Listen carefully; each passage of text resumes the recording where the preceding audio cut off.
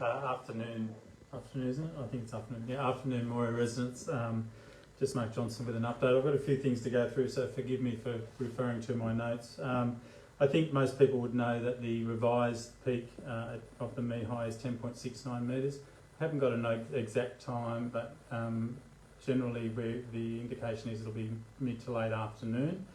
At 10.69 metres, based on the data that we're receiving from all over the place, but including our own council data, there will be about 380 homes and businesses inundated in one way or the other, and plus 1,300 properties to have below floor level inundation as well. So what we're finding and what we're getting a lot of feedback is that this flood is different, and we've been saying that for the last 48 hours. So we're getting people having water in their properties who haven't had it before.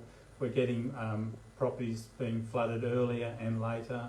I think if you've seen any footage of Balo Street, you can see that it's really starting to progress well south, and that's further than what we've had in prior floods. So I guess what we've said is that don't be complacent that your properties may not have been impacted in previous floods. This one is different. It's coming at us quite slowly, which is gives us opportunity to prepare, but it's still rising. We have ups and downs at Gravesend and Pally, but it seems to be steady and constant at the present time, with the Moree high just rising slowly. So again, 10.69 metres was the latest update we had. That'll happen mid to late afternoon. A couple of other things, if you can bear with me. Transport New South Wales are here with us in the centre and are absolutely amazing. They've announced that the Newell Highway heading south, Moree to Narrabri, is going to be open to four-wheel drive vehicles only. No trailers, no caravans, and that's for locals here who may wish to go down to Narrabri and do some restocking of supplies.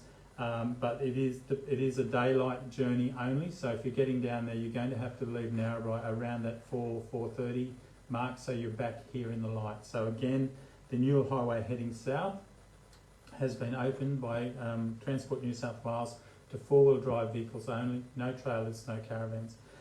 Just two words of warning on that journey. 12 kilometres south of Moree, there is water over the road, so take care there. And also, we've got some cattle on the road around Tycannah Creek Bridge, north and south of the bridge, as I understand it, and they've just got there for higher ground. So there is signage around the livestock, but please take care around those times. So again, open to four-wheel drive vehicles only, but your return trip from Narrabri back to Moree must be done pre-4:30, so you're back here in the light, because they won't allow you to travel in the night. We've had a lot of communication, and I know there's been a bit of stuff on Facebook about vehicles travelling through floodwater, and in particular the fire and rescue vehicles. We've had a session with fire and rescue around that. They have assured us that if their vehicles are travelling through the water, it is for rescue purposes only, and they've been directed to travel as slow as they can. So I understand the angst that's causing, the bow waves coming, increasing water exposure in properties, but again, council has had the session with fire and rescue. Those vehicles are down there for rescue only, and they've been ordered to travel as slow as possible. In addition, some residents have said that they've been taking photos and that while they're down there. Again, we've raised that with them, and that is for intel only.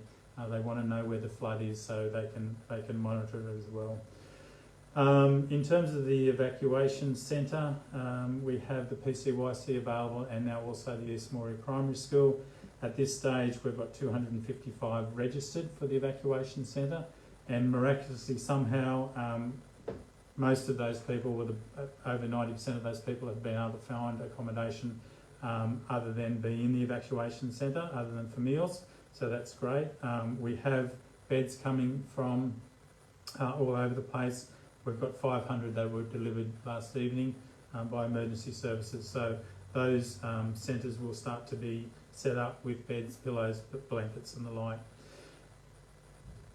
Also, we've got food is an issue for us, we understand that. We've got some food bank hampers coming across from Tamworth. They should arrive later on today, and then they'll be distributed by the welfare people. And we also found some other ones, a pallet of those also this morning, which were distributed to the evacuation centre. people would realise that there were evacuation notices issued for the Victoria Terrace around the hospital and the Widden facilities. Please know that the residents of the Widden facility and the patients in the hospitals are not included in that evacuation notice. So the residents at Widden, including Rivergum's residents and the patients in the hospital, are not part of that evacuation notice. So if you have a relative, please be comforted by the fact they are staying put, they're safe, and that evacuation notice wasn't included for them. Okay, I think that's about all I have for the moment. Again, stay safe, stay away from the floodwater, please. We're getting lots of feedback that people are down there in all sorts of vessels. It's not helping anyone you being there. Keep monitoring